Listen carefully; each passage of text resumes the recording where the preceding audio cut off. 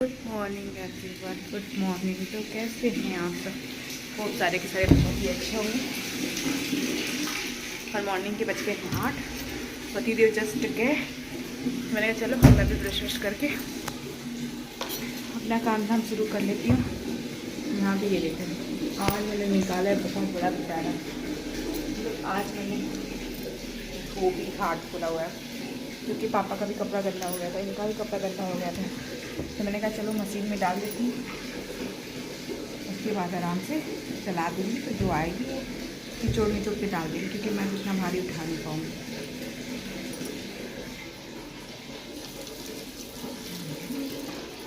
संगम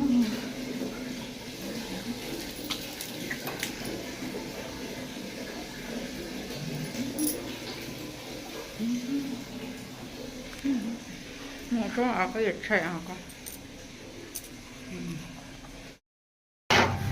तो भाई मैं हो चुकी हूँ नहा धो कर के बिल्कुल ही रेडी। क्या कहीं जाना तो है नहीं, पर ठंडी है आज, ठंड लग रहा है। मैं सब चलो पूजा वूजा करो, उसके बाद बनाऊंगी खाना वाना, दिखाऊंगी सब आपको। आज का ब्लॉग बने रहना के साथ।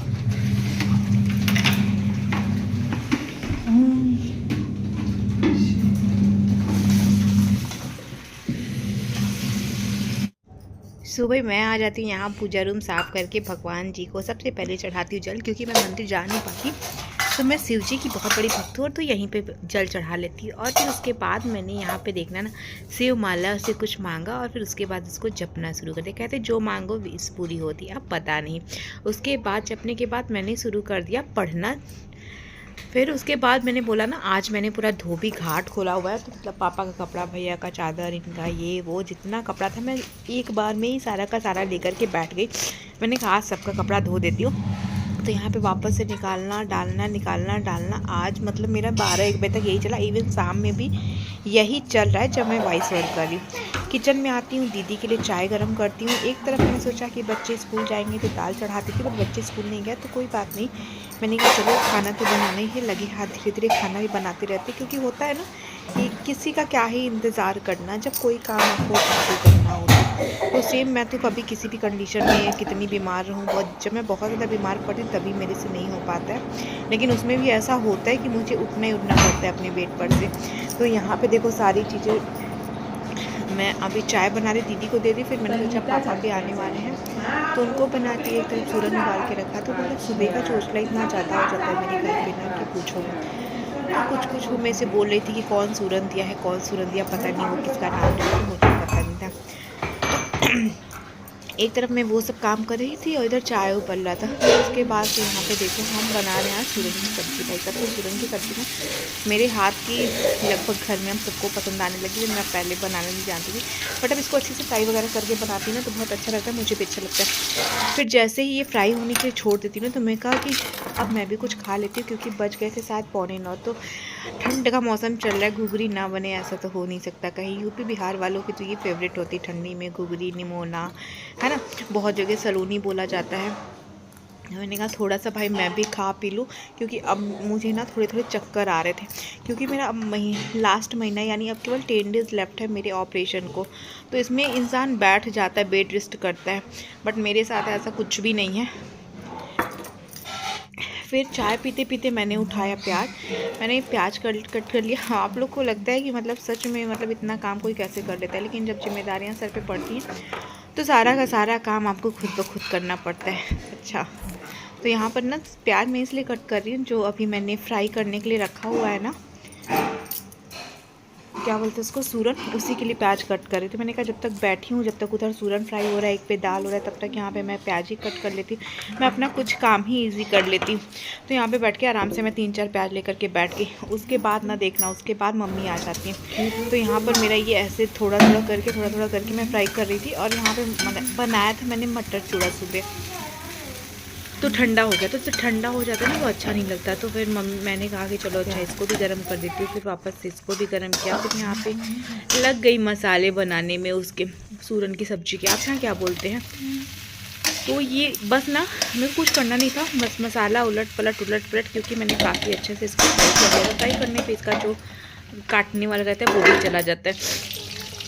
फिर वापस से आ गई मेरे घर में पकौड़ी की बारी। तो ये देखो मैंने पकौड़ी बनाई। मैंने कहा यार बहुत ज़्यादा तेल हो जा रहा है, तो इसके बाद बल्कि चिल्ला बना लेते हैं। यहाँ पे निकाल दिया मैंने बाबू का नाश्ता कि भाई जाओ खाओ। फिर अब आती है पापा की बारी। पापा ने बोला था मैं भी मटर चूड़ा ही खाऊंगा, लेकिन मटर चूड़ा मैंने बनाया नहीं था। तो मैंने कहा चलो पापा को दे देती हूँ बना के। वापस से चूड़ा भूज के घुघरी तो मैंने सबके लिए बनाया था कि बच्चे भी जाएंगे तो लंच वगैरह लेकर के जाएंगे।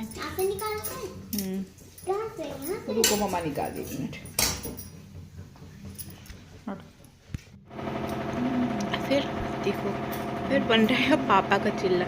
एक तरफ पापा का चिल्ला और एक तरफ मम्मी के लिए मैंने नाश्ता निकाला कि सुबह उन्होंने नाश्ता किया था, चिल्ला नहीं खाया था, बस 3 पकौड़ियाँ ही खाई थी। तो हमने कहा चलो मम्मी को भी देती हूँ तब तक, और फिर पापा को भी जब तक आएंगे, पापा जब तक पूजा करके आएंगे तब तक ये अच्छे से हो भी जाएगा। क्योंकि ना मुझे ना ये चिल्ला विल्ला बनाने आता नहीं है, पता नहीं क्यों। अभी तक मैं सबसे ज़्यादा अगर कुछ नहीं सीख पाई तो यही चीज़ नहीं सीख पाई। फिर भैया दोपहर में पापा से मैंने पूछा क्या खाएंगे। पापा ने कहा निमोना चावल बना दो। तो 12:45 बजे के लगभग मुझे था कि चलो चावल दालें सभी लोग खा लेंगे, बट पापा का जब देखा मन तो दाल काफ़ी बनाया था मैंने, सबके लिए बनाया था, मूड नहीं था निमोना बनाने का। तो पापा ने कहा अच्छा बना दो थोड़ा। तो मैंने कहा सभी लोग निमोना खाते हैं, प्रेम से खाते, ठंडी के दिन में ये चलता भी है। तो भैया 12:45 बजे फिर आई, निमोना बनाई, फिर चावल डाली, क्योंकि पापा मम्मी दूसरा चावल खाते हैं, हम लोग दूसरा चावल खाते हैं। उन लोग को नया चावल पसंद आता है, हम लोग को नया चावल उतना पसंद आता नहीं है। तो बस यहाँ पे फटाफट से मैंने पापा के लिए निकाला, मम्मी के लिए निकाला, शुभ के लिए निकाला, फिर उसके बाद अपने भी खाई। फिर आपको क्या लग रहा है मेरा काम ख़त्म हो गया? नहीं बाबा नहीं, इतना जल्दी मेरा काम ख़त्म होता ही नहीं है, कभी नहीं ख़त्म होता है। मैं कितने बजे भी उठ जाऊँ, लेकिन 1:30-2 बजे से पहले आज तक मैं कभी बेड पे गई ही नहीं हूँ अपने। इस कंडीशन में भी मेरा यही हाल है। तो यहाँ पे पापा को निकाल दिया हमने खाना अच्छे से, घी वगैरह डाल कर। तो अभी बज गए हैं दोपहर के 2। तो अभी जस्ट पापा लोग को खाना खिला के फ्री हुई हूँ। अभी डिमांड बाकी है। हाँ क्या बना रही हो? बताओ। अंडा चावल। किसके लिए? तुम्हारे लिए। मेरे दोस्त के लिए? दोस्त के लिए नहीं। क्यों? तो पति जी का डिमांड बाकी है कि मेरे लिए अंडा चावल बना देना। तो मैंने कहा अब मैं बैठने की हिम्मत में तो हूँ नहीं, इससे अच्छा मैं बना यहीं पे ला करके थोड़ा लेटी रहूँगी और बना भी लूँगी। तो भैया ये होता है, आप कितने बजे भी सुबह बेड छोड़ दो, आपको 2 बजे के पहले राहत नहीं मिलनी है। तो चलो यही रहता है हमारा डेली का रूटीन।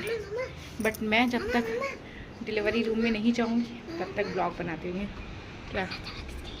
डैडी के लिए, तुम्हारे लिए भी। चलिए तब मिलते हैं अगले ब्लॉग में। Bye bye.